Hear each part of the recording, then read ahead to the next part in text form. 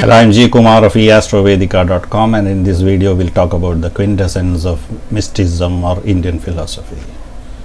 Arise, awake and seek out the great ones to know the truth ineffable. As dangerous as the razor's edge, so is the path difficult to cross. I walk on the razor's edge alone. The path is narrow, the way unknown.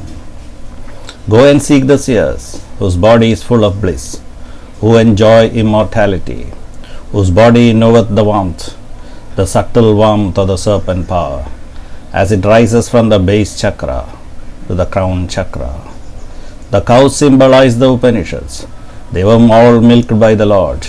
The milk thus obtained is the Gita, the great song of eternity.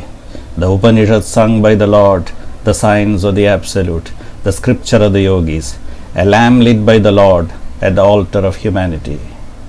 To save humanity from evil, to take man to immortality, to eternity and peace heavenly. A scripture allegorical, symbolic of the inner war happening in the human bosom, between the conflicting good and evil. Duryodhana is lust, Dushasana is anger, intellect is Arjuna, the self is Krishna. Know then that the self is the charioteer, the chariot the human body, the horses five are the organs five, and the mind the reins.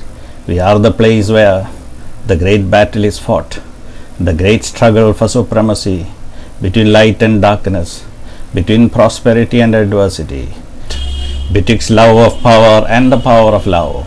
Let the power of love win over the lust and love of power. Liberate us, O all compassionate. In this great battle depicted by the poets as epic poetry, Iliad and Odyssey, Ramayana and Mahabharata, the self is great transparent mirror, directs and controls the whole show throughout.